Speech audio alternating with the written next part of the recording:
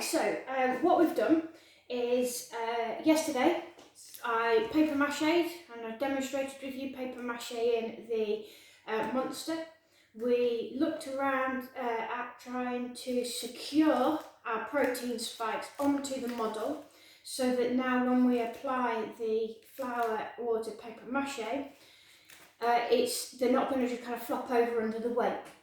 Right, you'll also notice that the wings that I have added, they're a bit skewy, so we need to kind of secure those in. But again, I've only paper mache'd the bottom. Okay. Also, I haven't actually been able to paper mache all underneath here. Okay, because it was not possible to turn it around upside down because it was wet. All right. Now, in order to make sure that it was completely dry for today, or reasonably dry enough so that it was holding the protein spikes in place, I used a hairdryer to kind of heat it up quite a bit so that then it helped dry it out quite a bit, and I also put it in front of the radiator. All right. Some bits are still a little bit wet. Alright, especially where I've been unable to get the hairdryer to it, but I've tried to kind of keep spinning it around with the radiator in the hope that it would dry really, really well. Alright, so what we're going to do today is, remember, you need your flour, water and salt mixed up in a bowl. If you missed yesterday's video, go back and check it so that you know how to mix the paper mache. Alright, again, if you use PVA glue, it's just 50-50, exactly the same. You obviously don't need salt in that. Alright, so all I'm going to do today is demonstrate how to do these protein spikes, because these are, alright, quite a bit kind of rough. So we want to try and keep that rough, ready look. Alright, so again, it'll be a very quick demo. Pancake mix paste. Remember to wet one side of your paper, okay, smearing it, making sure you get every single bit on one side completely covered in paste, okay, and then do exactly the same on the other side, being quite careful not to rip the paper. Now what I did yesterday was I found it was actually a little bit easier to fold the paper over so it was a double sheet of paper, made it a bit stronger for when it dried. Okay, so all I'm going to do is I'll complete this protein spike here, okay, and I'm just going to very, very loosely put the paper over the top of the first spike, and I am going to just smooth it down, so again there's no air. You have to have quite a bit of patience for this bit. Okay, and again,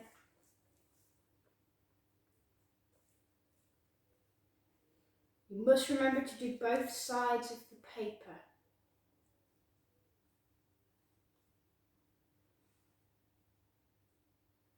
So now I'm going to fold this one lengthways because I need to secure the bottom of the protein to the protein stem.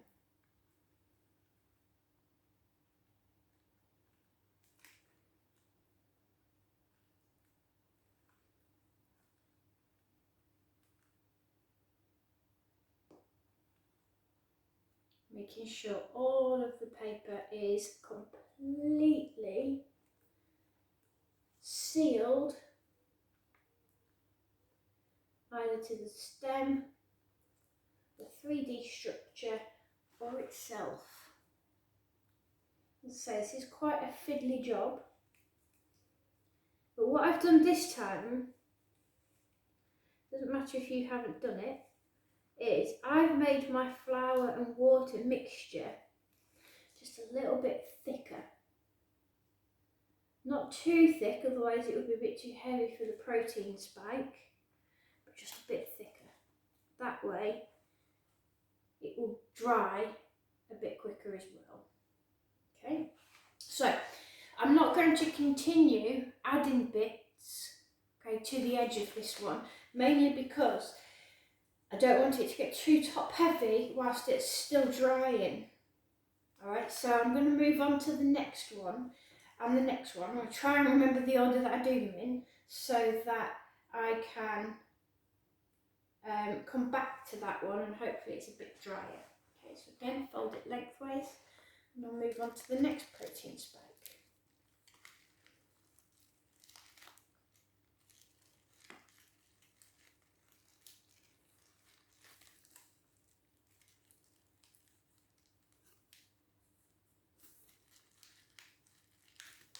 This isn't a rush job. It might take you a little bit more than one day to do this. Okay, and that's absolutely fine if it does take you a bit longer.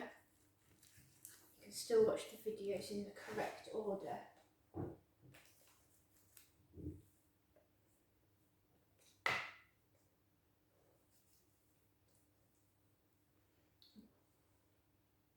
Even I sometimes miss little edges of the paper, just trying to get it done because I enjoy doing it. Right, so just be very, very cautious with that.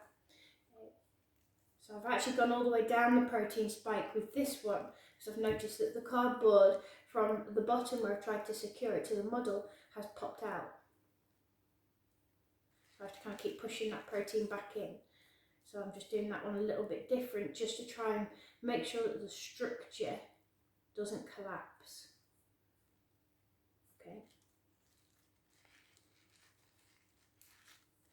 And I'll attach one over the top.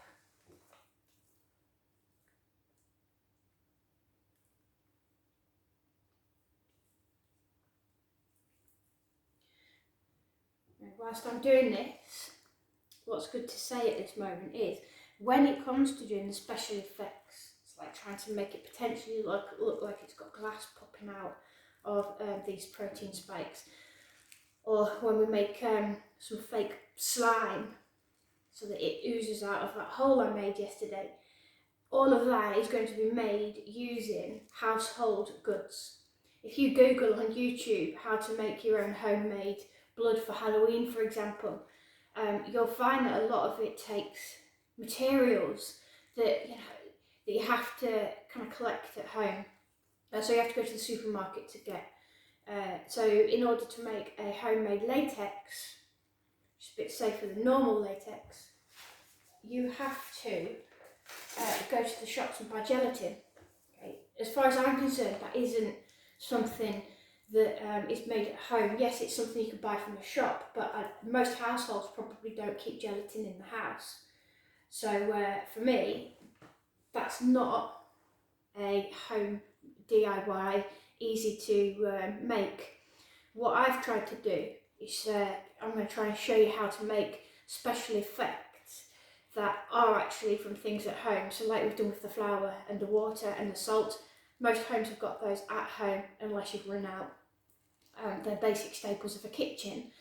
So the slime and the fake blood that we're going to make to kind of make it look like the coronavirus is falling apart because we're winning against this battle. Like that is all made from things that you should generally be able to find in a kitchen. Okay. Right, so I can see now that's just getting a little bit top heavy, so I'm just going to leave that one and come back to it in a second. Okay, so you just carry on making your protein spikes like that. Alright, what I've done here is, can you see on the foot, so I'm just going to move on to the foot for now, so you can crack on by yourselves then. You see here, with the foot, there was gaps here, okay, and you can see there where it's just got, it's still a little bit wet. That's because I had to kind of pack it with the paper mache and with the flour and water, so that's taken a bit of time to dry. The concern that you have if you do that is that that might go mouldy over time because it's going to take a lot longer to dry. So I can blast a hairdryer on that and fix that. The other alternative is if you've got little gaps like this, okay, is you just get a very small piece of newspaper. Alright, so you're going to find little gaps and you just pack it. Alright, so you just pack it with dry newspaper first. Make sure it's nice and secure inwards. Make sure it's nice and secure as you're pushing it in. Okay, so that's not going to come out. So that then kind of, it's got the flour and water, paper mache, has got something to kind of stick itself to then. All right, so that's quite important that you do that. All right, if you have a hole that you need to cover, I wouldn't do it so that you're packing it with the paper mache. It'll take too long to dry. But what you can do is, as I say, just pack it with newspaper. Okay, so quickly show you how to do the feet.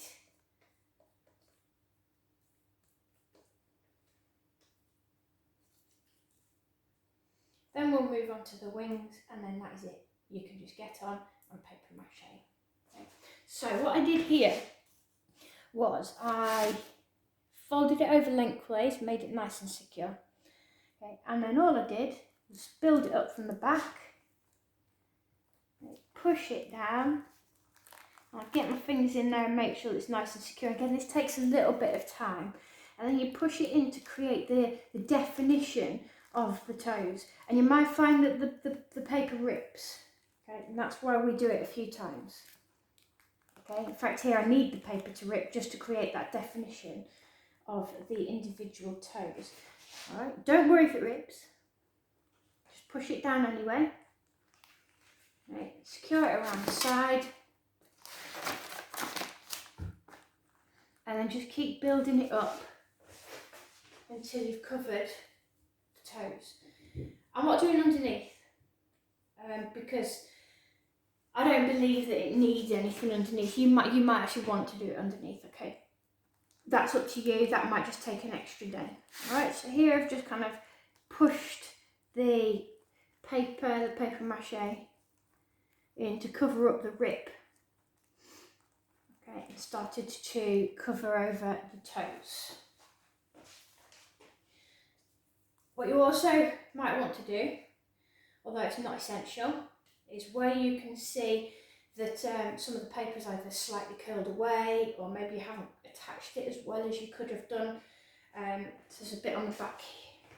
You can see there's a bit here as well where it's just kind of pulled away. If you wanted to, you could get another sheet and just cover that over. I'm not going to. I know the next stage. The next stage after I've done this and let it dry quite a bit is to get the flour and water, make it nice and thick, almost like it's a dough. And that's when we start to add the texture. So any small gaps that you've got, you can just use the flour and water to cover it. So that's when, we're making the edges of the bumps and the grooves and so on. That's quite cool. It's quite a good thing to do. Okay. Again, might have to lift it up. Don't worry if it sticks to the bottom.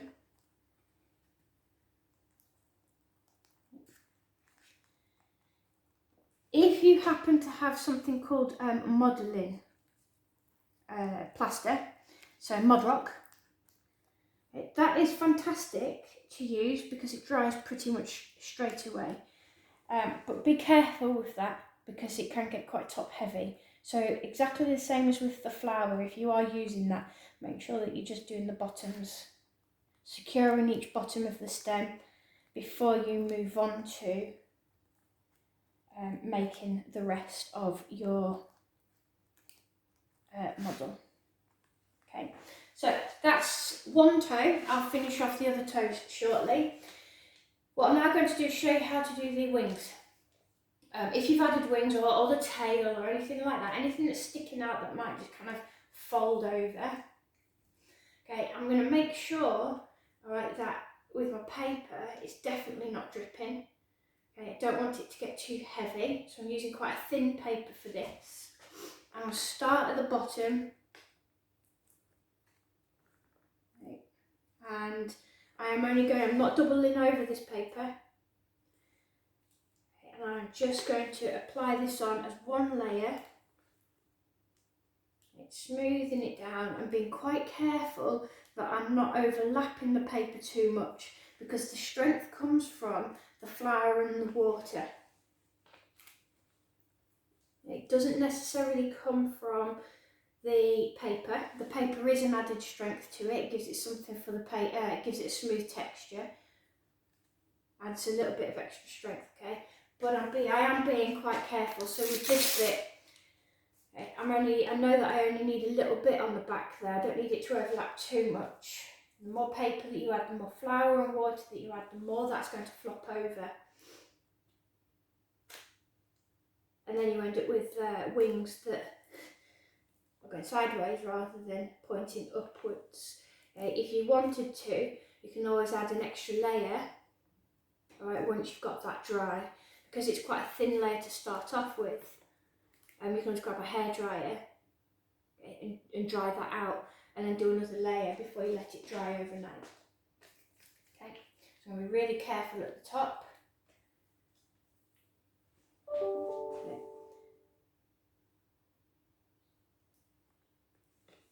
Fold it over, making sure that I am covering all of the sellotape and all of the card. The flour and water doesn't stick very well to the tape, so when I hair dried it yesterday, it actually pinged all over the kitchen because I still had some flour and water on the tape.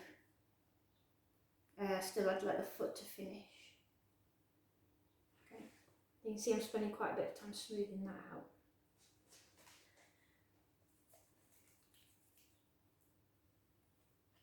Newspaper is quite good for this bit, or thin brown paper.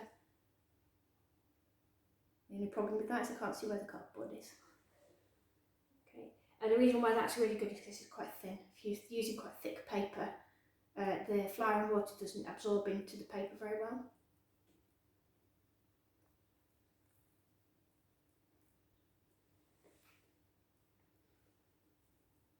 Okay, and the last one.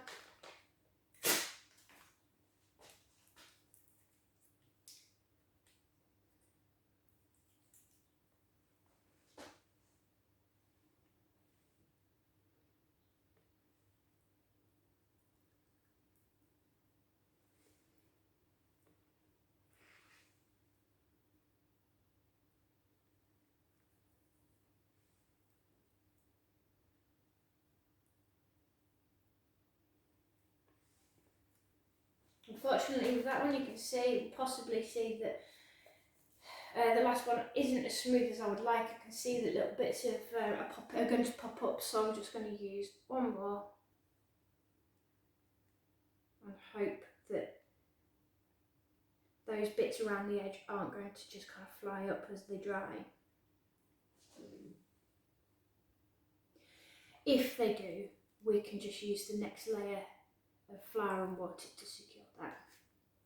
So it wouldn't be the end of the world, okay? So I'm just using my fingers now to make sure I've got it all relatively smooth, so there's no bits of air or anything like that. Okay, also making sure that the flour and water is even across it all. Okay, and you can see that it doesn't actually kind of flop down. That's what we're looking for. Okay, so enjoy adding your flour, water, paper mache. Again, please try not to go too mad with it. Don't add too much flour, water, paper mache. You can see that it's gone rock hard even with the small bits that I've done yesterday. Okay, and I will see you tomorrow when we use the flour, water paste to add just a lot of texture. Okay, bye bye.